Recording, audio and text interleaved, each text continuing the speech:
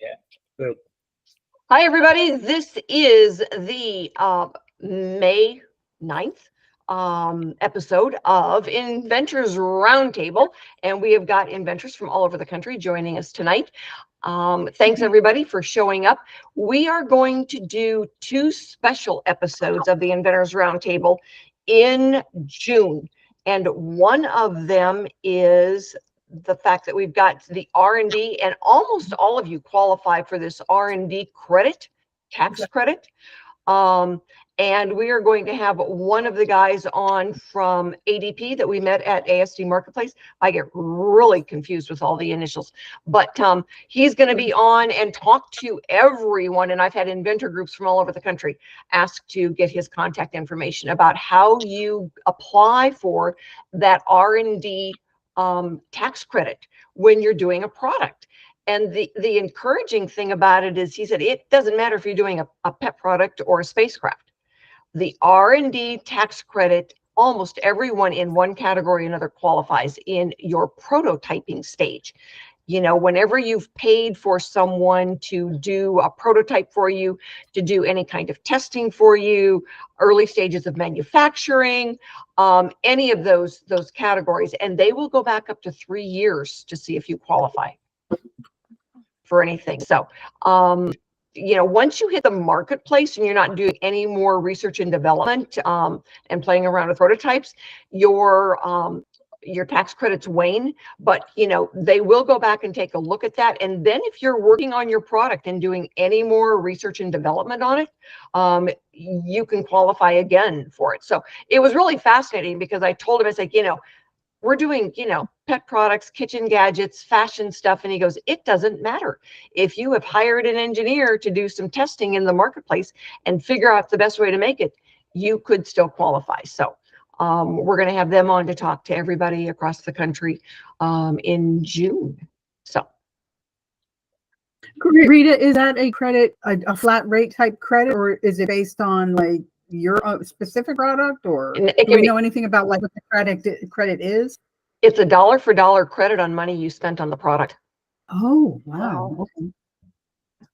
And he told me, he said, it has been in place for decades, and most inventors, the independent inventors, don't even know about it. Okay. But it is, for large companies, the most widely used tax credit in America right now.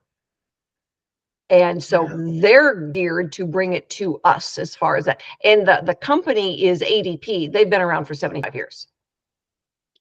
So they've got a really good reputation. And for our inventors, you know, they can do a lot of different things for our inventors besides just that. So we're excited to have them, you know, come in and be part of the Invent America team and be able to, you know, fill us in on this, because that's a big deal. Like I said, I've had multiple inventor groups say, you know, we want his name and contact information so he can be one of our speakers. And so we're getting it out there. And we've had some cool new products on, people that have filled out the forms to be on the radio show.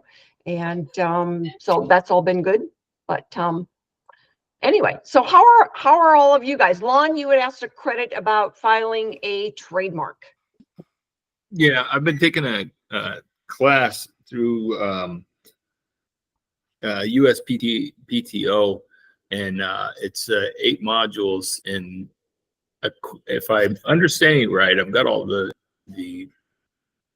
taped versions of it, so I want to go back over it. But if I understand it correctly, as long as you are in a different category, you can use something that already has a patent name, as long as it's like if like with the Quadcast, which was the name I wanted to use for mine. There is a Quadcast on the market, but it's registered under electronics, which it's a microphone for podcasting, and mine would be listed under fishing and recreation. Yes. Okay. So your basic legal understanding is correct. Your practical understanding is not necessarily. All right. So let me give you an experience that we had about 15 years ago. There was a lady that we trademarked for her the name Disposal Genie. Okay. It was for garbage disposal, the product. You know, it's still sold in all of the Home Depots and Lowe's in North America. All right, so she did well with that, licensed it to Danco. All right, well, one of our attorneys had filed the trademark for her. Diaper Genie came after her. All right, and accused her of, you know, infringing on their Diaper Genie trademark. It was Procter & Gamble that came after him. Came after us, you know, our attorney and her. And because the trademark office had already approved it, because one's in a nursery and one's in the kitchen. So yes, she did win. We did win. It's still called, you know, Disposal Genie, because hers was in the kitchen and the diapers are in the nursery. But we did have to fight it. And so, you know, we did, you know, the trademark office said, no, we, you know, well, we understand that. I'm a little leery on using something that already has a name that's out there, even though it's not been on the market long, it's already out there. Because if somebody's looking for my product and they type in Quadcast and this comes up, then they may give up and move on. Exactly. So what you want to, this is what I always tell people about filing a trademark. All right. If you come up with a name that no one knows to type in, no one's going to know you're there. Right. All right. So what you do then is if you do come up with a name that you can use, the one that example is the product that we had that was called Tagabiner. Well, they took it from the name Carabiner, but nobody knows what a Tagabiner is. Okay. Nobody knew that. So they ended up going back in and getting, and this was back in the day when there weren't as many .coms. They got pettagholder.com because Tagabiner was a pet tag holder. Well, now what do people Google when they're trying to find a pet tag holder? They Google pet tag holder. So yay, now they were coming up first, but nobody Googled Tagabiner. So when you're looking at it, I always tell people, you know, get a group of friends together, set out a bottle of wine or a pack of beer, and say, okay, what would you Google to find this? And then you look at adjectives and nouns, and then you put some together. It was like when I was picking titles for my books and, you know, my novels, and I say, oh, okay, what should we, you know, what, this is the story, what should we call it? And we would throw out a bunch of words, and then we would put them together in different formats, like putting together Legos, to see what made the most sense. But a lot of times you can come up with something that makes sense, that have words that someone would Google. The other fallback is then get a tagline for it. But where you're really looking at licensing, the licensee is going to name it. So, you know, you can use a TM. This is kind of the trademark symbol, the TM. Yes. All right, use that until you license it. It's silly to pay for a registered trademark when a licensee is going to be the one that decides, and you don't want to lose a good licensing deal because you insist that they use your name. And you don't want to pay for a registered trademark when they're going to want to possibly change the name. Sometimes they don't. You know, Disposal Genie was named Disposal Genie. They're still calling it Disposal. So you never know. She, you know, made some, sold some, established herself in the marketplace. You never know. But your name has got to start with something that people can find. Otherwise, they don't know you're there. Right. And the tagline is always a fallback. We had a gentleman who, you know, invented a new tool for hanging a door, and he wanted to call it Door Dog. Do you know how many websites are out there that have doggy door in title? And so the first 10 pages were doggy doors. Probably. Not a tool. And so we ended up going and getting the tagline for it because we'd helped him with his website, how to hang a door. And the tool was how to hang a door. And so now, you know, when somebody puts in how to hang a door, he was coming up, you know, in one of the first 2 pages. And it was still called, you know, Door Dog. Okay. All right. So you play with the words. You know, when you're looking at your trademark and your tagline, you've got to be really creative and finesseful in the way you use your words, because that's where your power is. And if people don't know you're there, they're not going to use a funky spelling. You know what you're talking about, but the buying public does not. Well, the other thought that came to mind was getting a website that I could start advertising this on, so I could get either sell a few of them and get some feedback like we had talked before. My other choice is I want to get with the Texas PVA, and once Tyler gets a manufacturer, the guy that's doing my 3D graphics and stuff for me. He knows the manufacturing side, so he is looking for somebody who'll give me a quote. Like we spoke before, like I talked to you about. You said get quotes for multiple and for a single one. So Right. So he's going to give me quotes. He didn't get quotes for that. And then what I want to do is probably I'm thinking probably 5 or so, and take a group of guys out fishing here locally and say, this is how this works. Can I videotape you? If you want to go, you got to be on video. If you don't be on video, then you can stay at home and suck your thumb. That's one way of looking at it, yeah. But no, I think that's a really good idea. And getting a video, not a video, but a website these days is pretty straightforward. You can get somebody to put it up for you and start getting it established out there. When you do, then post your videos on YouTube and link them to your website. They'll come up, they'll work together. If you only load them to your website, still nobody knows you're there. So look at then getting those out, and then we'll get you on the radio a couple of times. And once you've got your website up, then we actually post that and stream your videos on all of our eight platforms. And then I'm sorry for taking up the whole time here. I just had one other question. My son came up with an idea. The reason why I said suck your thumb is I don't have one. So. I knew that, yes. But my son came up with an idea that selling this product is a great thing, but there are 2 key components that will wear out on it. One is the hinges, and the other is the rubber grommets that lock down the line. If you market those separately, you can sell them as a repair kit down the line. And I mean, for their combined total, you're probably talking about $3, and you probably sell them for $10 or $15. Right. You always look at a multiple of 5. All right. Right. So if you know that you can make it, package it, and ship it, all right, for $3, and you take it times 5. Okay. All right. That's the general. If it's going to be something that's going to be sold at a retail store as a replacement kit, if you're only selling them online, you've got more flexibility. But say you get picked up by a licensee, they will take care of that. If I get picked up by a licensee, but they don't come up with the idea to do a repair kit, can I do that on my own and sell it over the internet, or has it got to go through that licensee with the fishing rig? Most likely, they're gonna work with you and sell that as well. So instead of selling, maybe a few hundred, they're selling, several thousand, because that's royalties in your pocket. Gotcha. And if you're able to make them for $3, they're probably able to make them for $1 and get them out the door then as multiple sales. Okay. So. Yes, ma'am. Anyway, Jenny, what have you been up to the last few months? Hi, I'm so sorry I dropped off the face of the earth after ASD, and I just came today because I just wanted to see you and say hello, of course. I have to jump off pretty soon because it's college graduation stuff.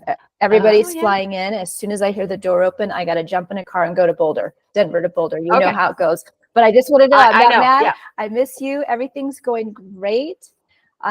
Still working with my QVC contact that I made at ASD, and we're at the negotiation stage of royalty versus, I don't know. He told me to do some research and come to him, and you don't find a lot of stuff online about that. So maybe I can reach out to you. Call me. I know royalties. That's what we do as a licensing agent. And we can actually help you negotiate the deal so that they have to live by the right rules. That'd be great. So just for that, I'm glad I showed up, because I am glad you showed up as well. So when we need to go negotiate up front, even though I wasn't your licensing agent, we do negotiate at a flat rate so that we help you read the contract. We have an attorney involved, but we do it as a flat rate. Got it. Okay, cool. We'll talk about that. Okay. Awesome. All right. Enjoy the graduation. I'll stick around until I hear the door, but if I just rudely pop off, you know why. Okay. All right. Well, and I expect you to give me a call. It's not tomorrow, Monday. Okay. Sounds good. All right. William, Roar, make sure that I'm pronouncing it right. How are you and where are you? Oh, I'm doing well. I'm calling in from Central Kentucky. Okay. Great to have you.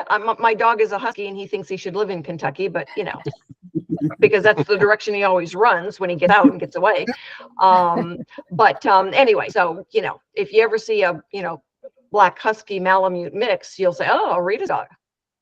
Yeah, I'll be sure to catch it for you. There you go. There you go. A girl works better. He really likes the girls. So what brings you to our meeting tonight? Tell us what you do and where you are in the process. Well, in my 9 to 5, I'm a contractor right now, but my team and I are developing a dual-use defense hardware product for law enforcement and military training.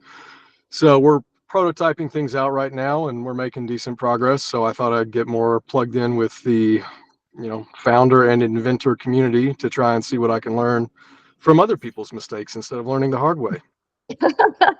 Well, throw your questions out there because we've got people in every single stage that are happy to share their experience and the do's and the don'ts of getting it out there.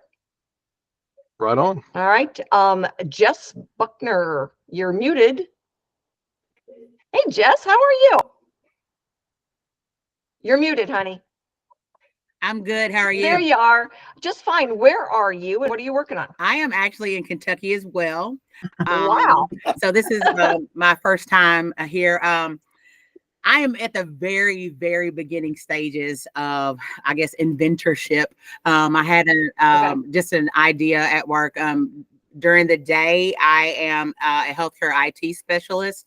And I work part-time in a radiology department on the weekends. And so there was a scenario that we had a few weeks ago. Well, I guess it's been a couple months ago at this point, that kind of sparked an idea of something that would help. My idea is like an extension of an existing piece of equipment. So I don't know how that process would work. And I'm just here just to kind of listen. Okay. Well, I tell you, you're in the early stages. If you send me an email, all right, Rita@inventorlady.com, really straightforward. I will send you back a non-disclosure, non-compete. And that way, then you can tell me more details about it. All right. Okay. You can share that email address with me again, please. Rita@inventorlady.com. Let me see if I can open the chats here. And then I can put it in there because I think just about everybody else has it.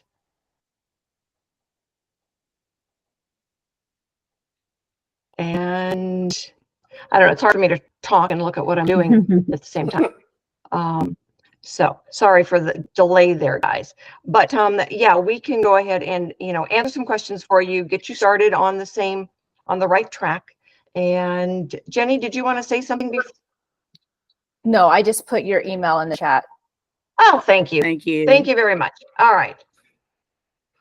I think, oh yeah, I see it. There it is. Thank you. Good job. All right. Yeah, it's hard for me to focus on two things at once. And so yeah, shoot me over an email. I will send you back the non-disclosure, non-compete. Easy one pager says I'm not going to tell anybody and I'm not going to compete against you.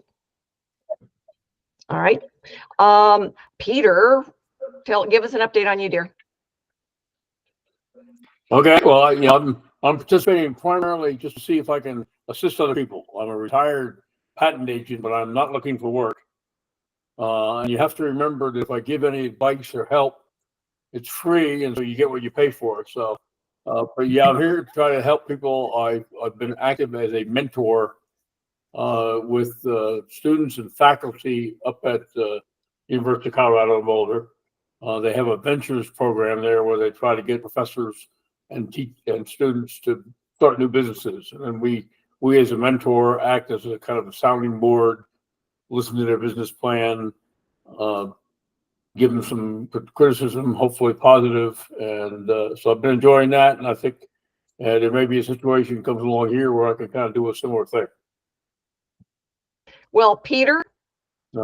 Peter. Well, I was first. I need you. All right. Okay. Well, and I've got several registered patent attorneys that we refer out.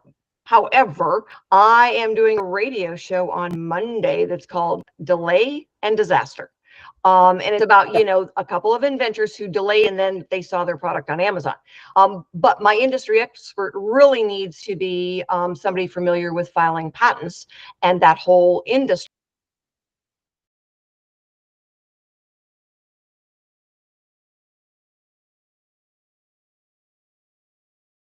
Things that you would know. Would you be able to do that for me? Well, what time are you thinking about on Monday? It would be right around 2:30 Eastern time, so about 12:30 your time. That should work. All you need is, email. You can use it on your phone because it's a Zoom call. Okay. Pretty much like we've got now. So, yay! I knew there was a reason you were coming tonight. Well, I'm glad to help. I'm not as current as I ought to be, but I'm definitely still current. So, but I'm not going to try to write. I'm not going to try to write patents anymore. It's just no too complicated, and AI is going to be doing them all pretty soon. Well, and like I said, I've got several that we refer out, and they're all busy working.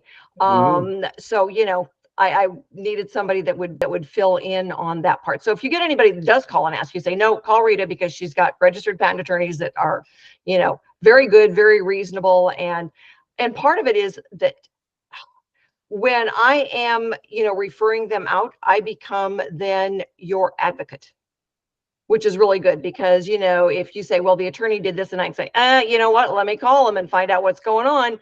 And if they give an hourly rate and it's like, nope, let's ask on why that is. And they do not get to charge for phone calls and emails.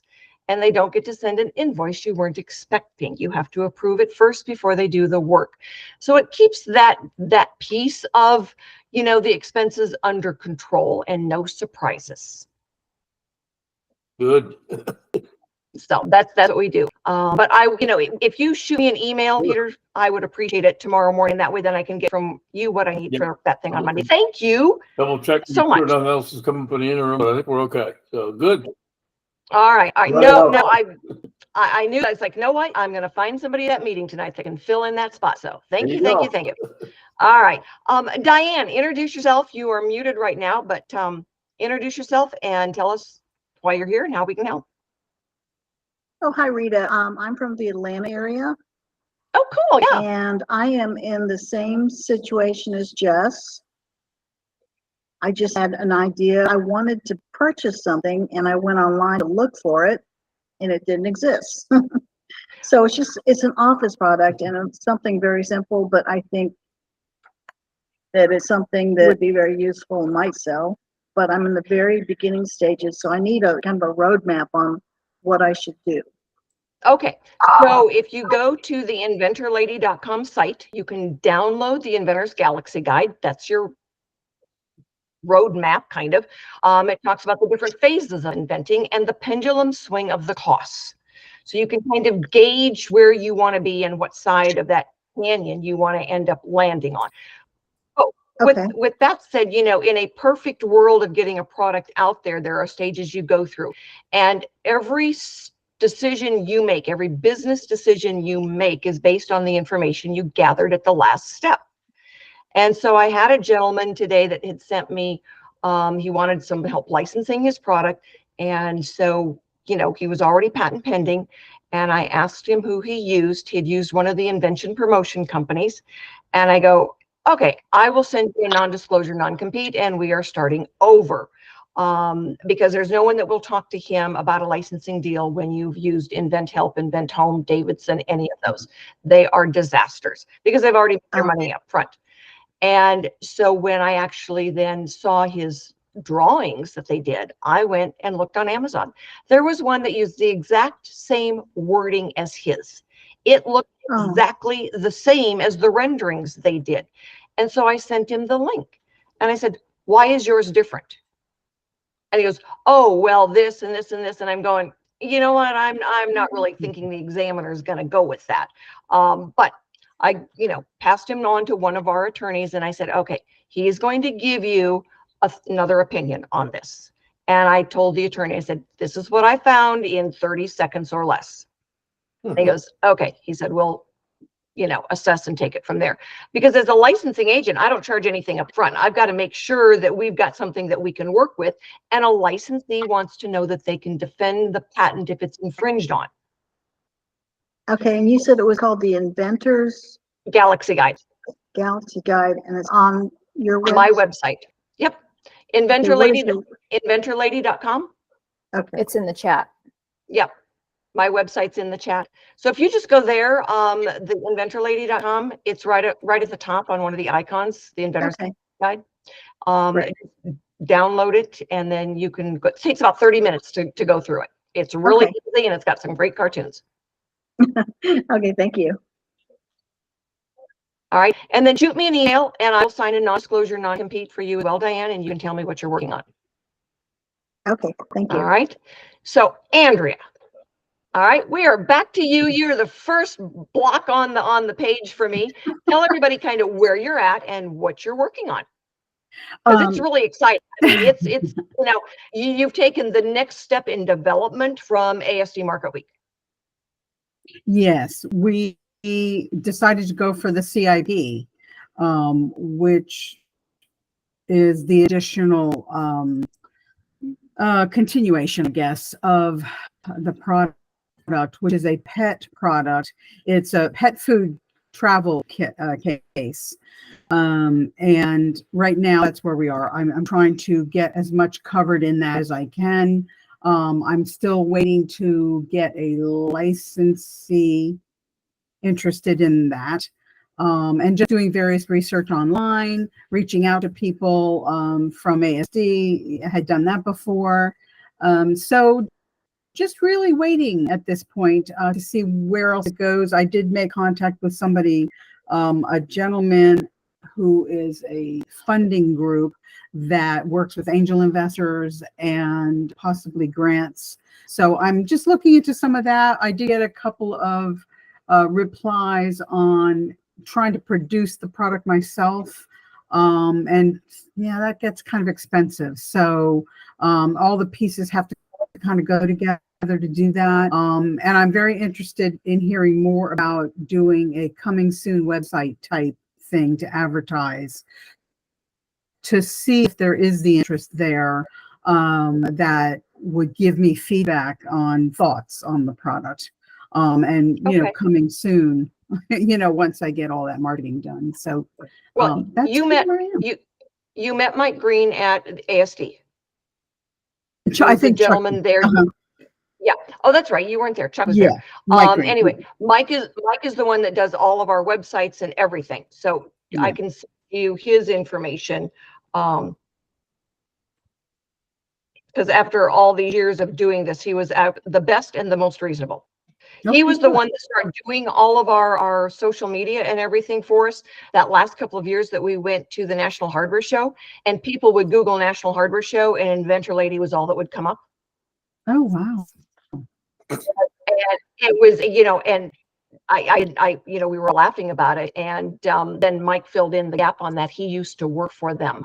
So he knew all their secrets and everything on that. And so, yeah, he's worth it. And he did all the radio show stuff for us. And he was, after spending thousands of dollars with some other companies, he was the most reasonably priced. Okay. Yeah. That sounds great.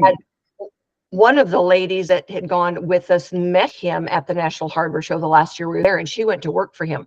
Oh. And I think she's in Florida and he's in Colorado. So yeah, they do really good work. Yeah, no, that sounds good. So just kind of waiting to see what direction it goes at this point. Yeah. The angel investor part is a tough one because that's taking a step way out of. A lot of times people look at being, they get an angel. Don't use the word. Devil is better. And, it doesn't matter how fancy the suit is, the shark will still eat you. If they give you money, they expect a return on their investment very quickly. And for most inventors, that is really hard. And then now you're not going to the bank to get money out to manufacture something. You're going to the bank to get money to pay them their investment. And usually taking money from an angel is the first step to bankruptcy. Okay, well, good to know. Yeah. There's nothing angelic about it. Oh, that's okay. That's not good. Yeah. All right. Well, I think that's our radio show, the 1st of June. And there's nothing, and they'll, I've talked to one guy and he says, well, we're considered a unicorn. It's like, there's no such thing. But a lot of these that take off real fast and they get a lot of money, it's like, and okay, yeah, let me know how that goes for you. Yeah. So, Well, but that's what something to I'm be wondering. very, very Yeah. careful of. Well, and part of it is, they Yeah. become now a decision maker with you in the business. And a lot of times, especially when you're early starting and, they'll put money into it, but they demand too much of a percentage of ownership of the business in the beginning that you can't afford to then to license it because they won't agree to anything. So they really take a lot of your personal decision-making powers away from you. And it makes licensees real nervous when, because that's one of the questions they ask is, who else is in the business that has decision-making powers? And when you say, well, I've got, I had an investor, that makes them real itchy. Yeah.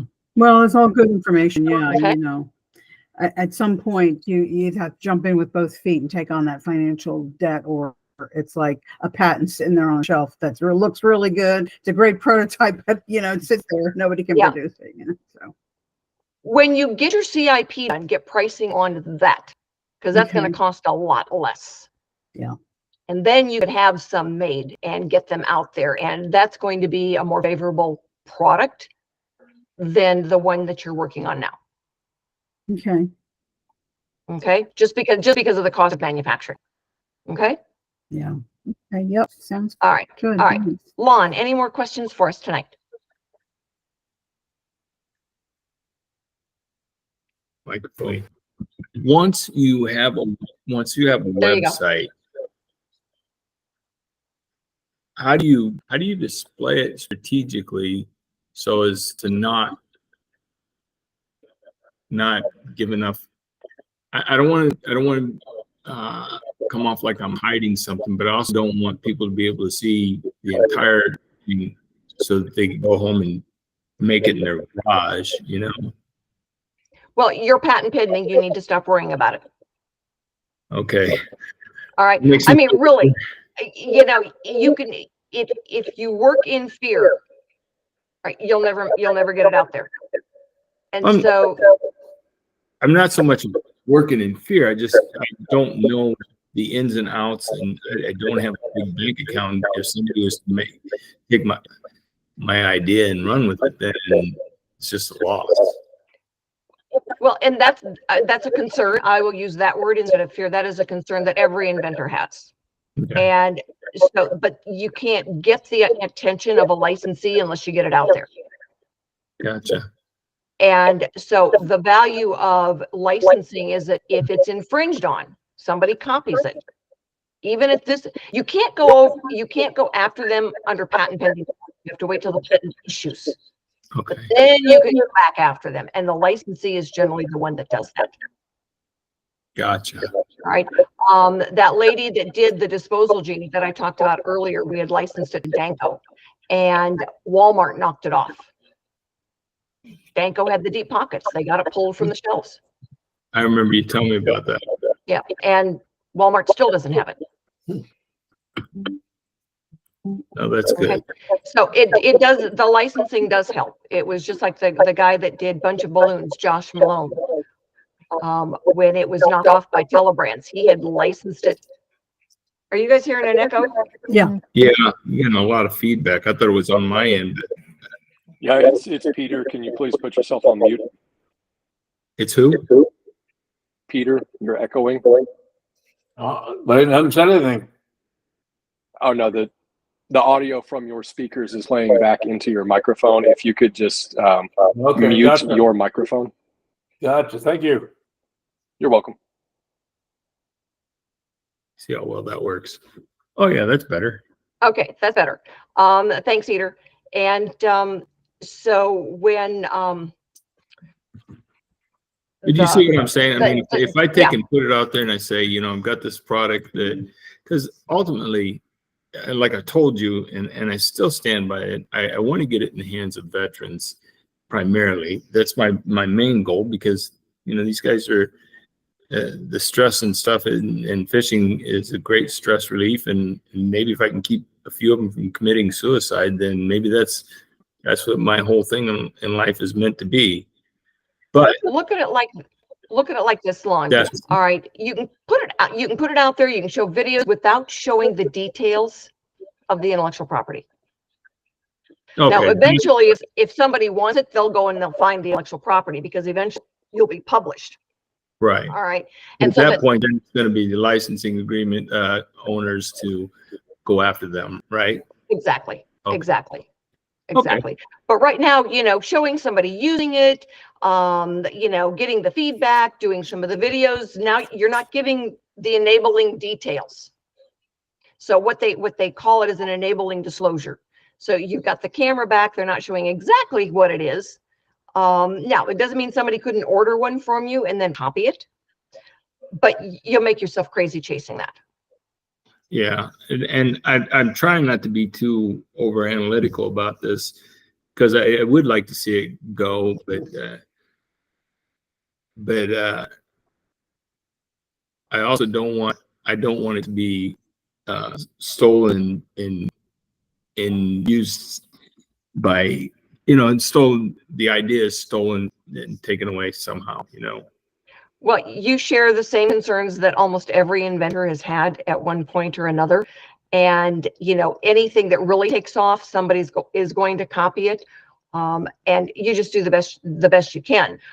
Sometimes, we have a gentleman in Kentucky named Don Skaggs, and he goes, "Yep, I was copied, and my goal was to stay one step ahead of them. I always had better technology, and I always had better pricing." And so his product was the original of what he had done, and everybody else's was, just not up to standard. And so he goes, "Yeah, it was, there was another product out there, did the same thing as mine. They copied mine, they infringed on my patent, and I just always went after it as the idea that it was, I could do it better." And he did, and his product's still in the marketplace. Got it. Cool. All right. Well, thank you. So, okay. William, do you go by Bill or Will or? Oh, just William is fine. Okay. Father was William, nephew was William, everybody in, good bunch of the boys in my family are William. So what's next for you? You're in the marketplace already, you said? No, we're not. We are currently prototyping a new, I guess you could call it a new ecosystem of non-lethal combat training products for military and law enforcement use, but there's also a pretty significant dual use component to it with civilian sales as well. We're prototyping that right now. I've got a lot of the back end business side of things already taken care of in terms of market research and customer interviews and letters of intent and all that kind of thing. So at this point, next step is going to be getting the performance of the prototypes where they need to be, and then probably seeking a seed round to establish manufacturing. I see this as kind of a two-stage launch. We want to retain control of the initial product and its consumables, and then we also want to license out additional products rather than handling the manufacturing and warehousing and distribution of all those. So we want to retain the core product in-house and then license off ancillary stuff at some point. So that's where we're at. That's not unusual that, I have inventors, that, I got one that's a dentist, and she goes, "I am a dentist. I don't want to set up, manufacturing for this new toothbrush. I want somebody else to do it because I like being a dentist." But she's got several other ideas as well. And then we've got other, inventors that, have got auxiliary products that go along with their core product, and they want to be able to license those. So, it's always, it depends on the deal and the offer that comes to the table, the decisions that you get to make. And so that's kind of cool. William, one question that Rita probably would ask you pretty soon here is, do you have any patents? Not yet.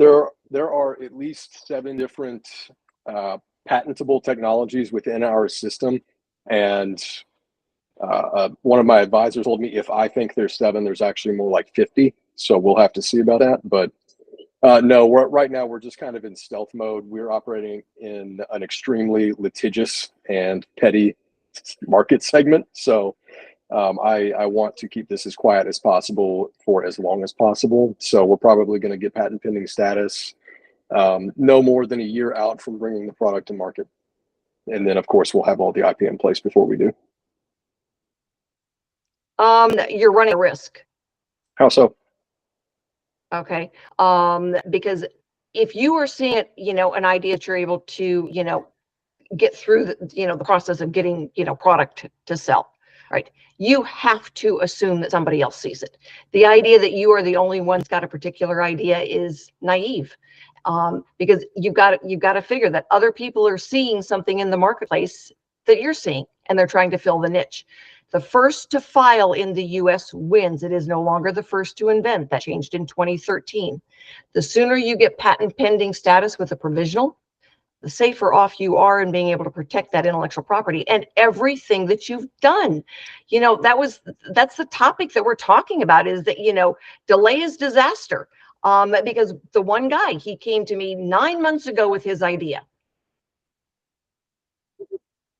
And then got in the way. It's like, oh, we're working on it. And yeah, and blah, blah, blah, blah. And he goes, yeah, I'm going to order the one off of Amazon. All right. It happens all the time. Get your provisional filed so you can at least be patent pending. And that when you do go back after it, if somebody's infringed on you, now you've got something to work with.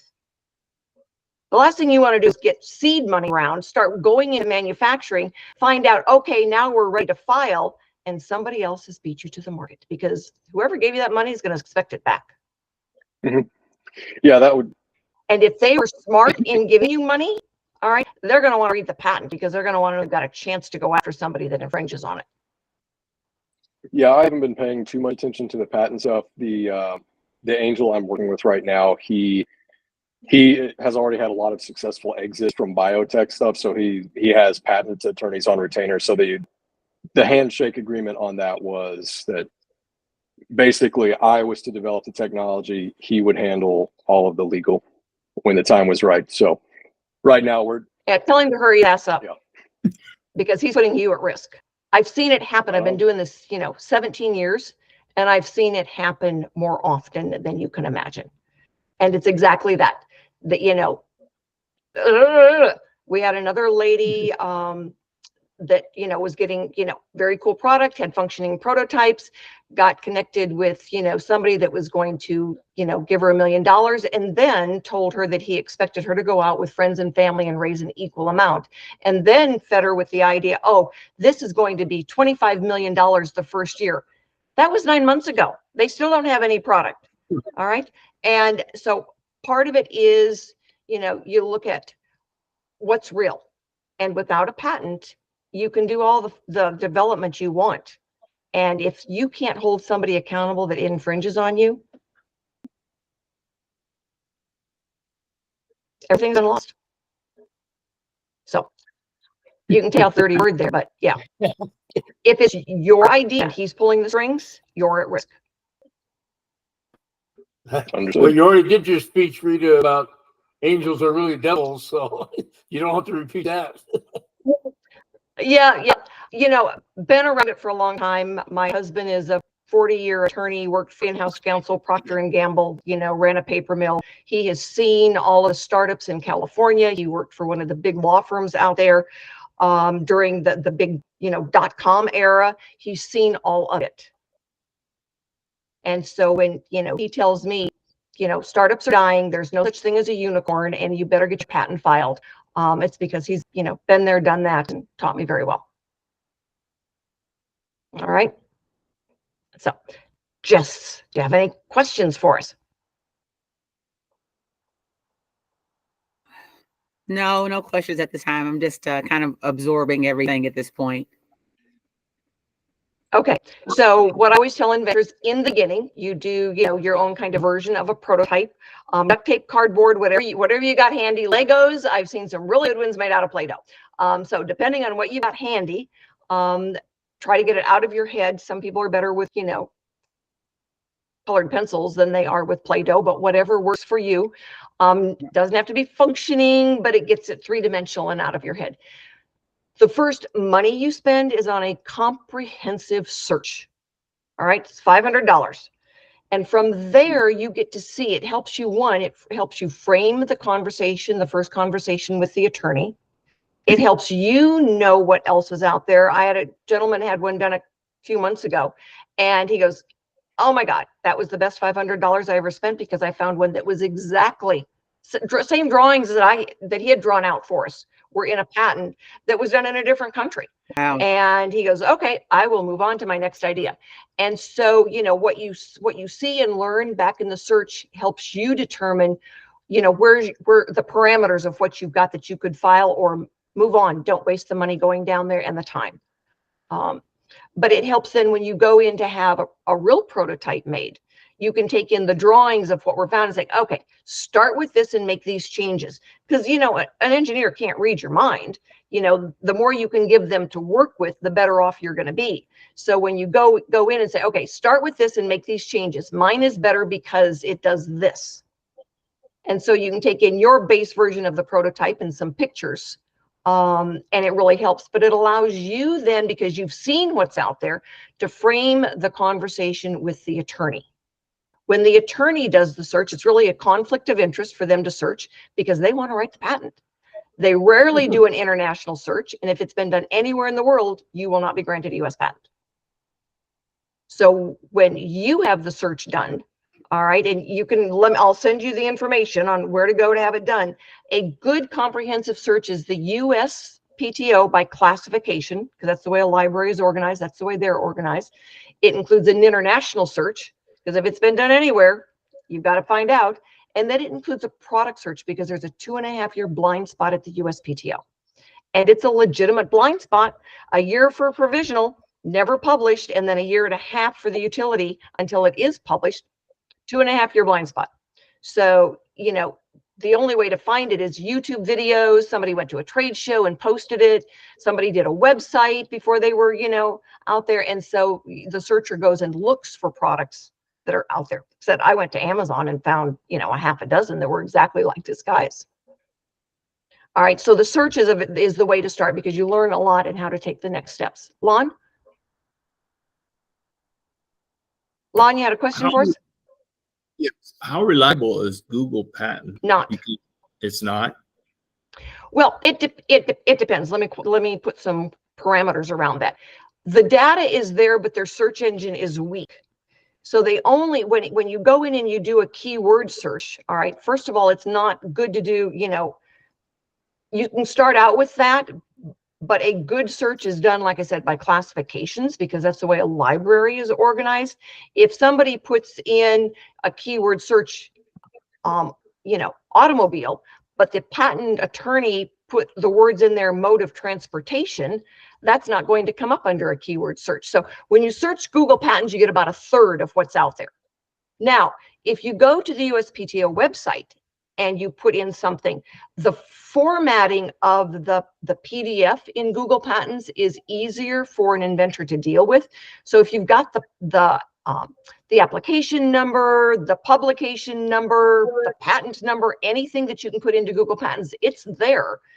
You just have to have more information to be able to pull it up, and then it's much easier to read as a PDF. So stuff is there. It's just that their search engine is weak.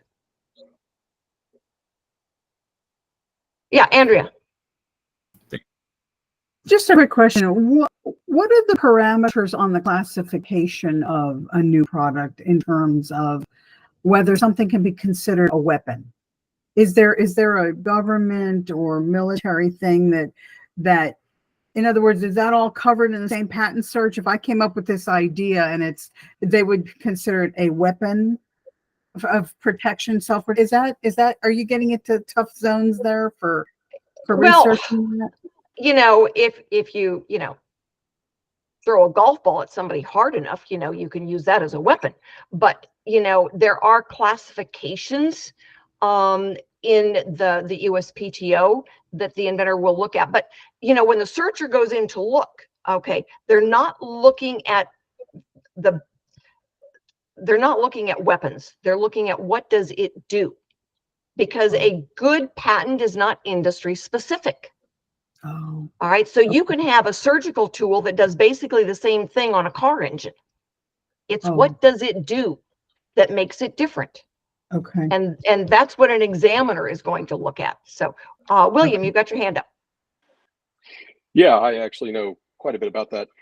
So in terms of whether or not something would be considered a weapon, it's primarily the intended use and the capability. So for example, if something is a firearm, which in the United States is defined as something firing cased projectiles using gunpowder, a primer, things like that. You know, a gun is a gun, obviously. But what about, what about an air gun? You know, there's no powder, no primer, anything like that. It's just compressed air. Well, at that case, it would be an issue of, okay, what's the intended use? Now, if you use it for target practice or hunting or something, the intended use is primarily going to regulate that. If you are doing, for example, a self-defense product, those are going to fall under state laws, and the state laws vary wildly. I mean, in New Jersey, even BB guns are regulated the same way as firearms in some cases. So in terms of like tasers, pepper spray, you ever seen the police batons where they like grab it and it expands? In most jurisdictions, that is considered a deadly weapon. Same legally, it's the same as a firearm, even though it's obviously a different thing. So the shorter answer is it depends, and it depends on laws that vary wildly from state to state. So as far as I know, as far as I know, that wouldn't be an issue at the patent stage. That would be an issue at the criminal charges stage. Right. So right. Exactly. be sure to talk to a lawyer. A lawyer specific to whatever technology you are developing and license to practice in the jurisdiction you are trying to sell into. Okay. Thank you. I appreciate that. You're welcome. So considering the fact that you've got a pet product, those are not going to be as critical as, like, I can understand why, William knows that stuff. It's because of the area that he's working in. If you were talking to Michelle, who was at the ASD and had the Liberté, the little defense weapon. Okay. She's using, a patent attorney that is very specific to that area as well. So there are going to be certain things. It's like if you were using the one girl that had done the stoma powder.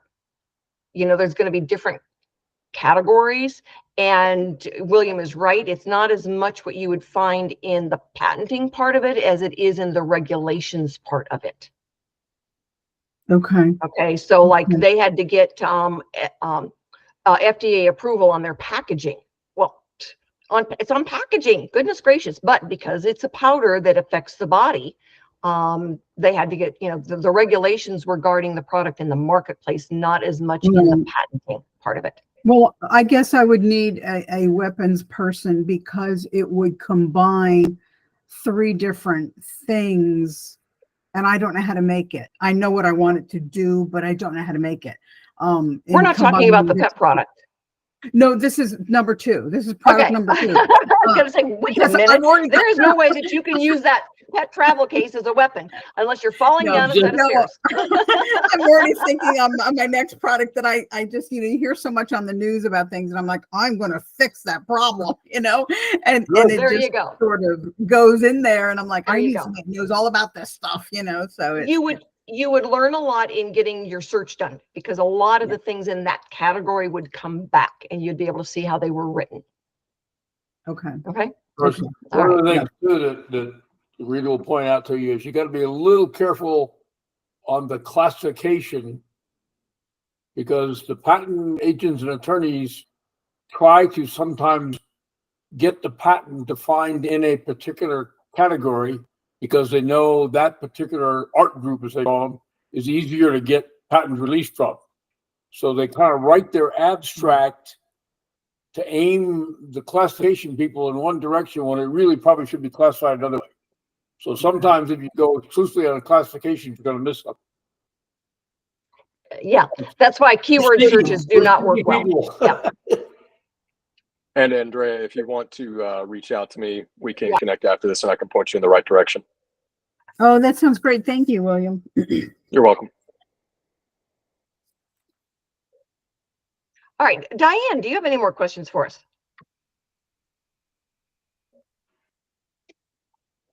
No, not right now. I went ahead and sent you the email and I just downloaded the guy, so I have some catching up to do. Excellent, excellent. So like I was telling Jess, you know, when you're ready, then you say, okay, I really think I've got something. Do your own version of your search, all right? And take, you know, a lot of times you see what you see in your head what it is you're trying to do.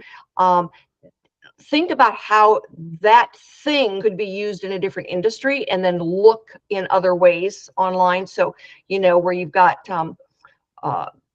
you know, one of the things that we had talked about with Andrea is all the different ways hers could be used, as opposed to just being then a pet product. So when you're doing your own looking around, look as widely as you can. And, you know, at a certain point, ladies, you go, okay, enough. Let me get the search done, because, you know, they're going to go out there. I had some doctors, you know, great guys, and they go, we can go do our own search. It's like, okay, go and do that. And he goes, okay, 5 minutes into it, I said, let me pull my hair out now. And where do I send the paperwork to get the search done? Because they did not want to, you know, do it anymore when they got to the USPTO website. And I've had other people that have spent several days digging around and saying, okay, I couldn't find anything. Let's see what, you know, SearchQuest can find. So it really is kind of your own pain level that you're able to deal with in getting out there. But it's always funny when somebody says, shoot me now and let's get this thing going, because I don't want to be doing this. It's always, you know, very interesting. And then, you know, like I said, I'll get others that'll mess around in the garage for a long time. I had a gentleman today, he's got a very, you know, patent is issued, very cool type of technology. And the prototype has never been hooked with any of the other equipment that is where you're supposed to prove it works.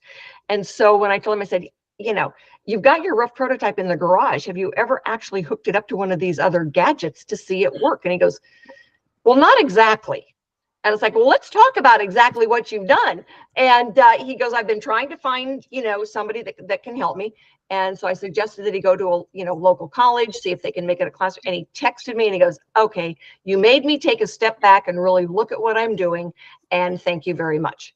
So sometimes it's just kind of the reality check of, you know, next steps and what a licensee is going to ask us. Yeah. So any other questions for tonight? I try to keep these things right about to an hour, unless you've just got a burning issue you want to talk about. All right, ladies and gentlemen, get out Everybody there. take care. Get out there and get your work done, because you know I'm going to ask you next month what you've done since I talked to you last. So if you've got any questions at all, shoot me an email, give me a call, and I will talk to y'all later. Okay. Good night. Take care. Thank you. Good night. Thanks. Bye.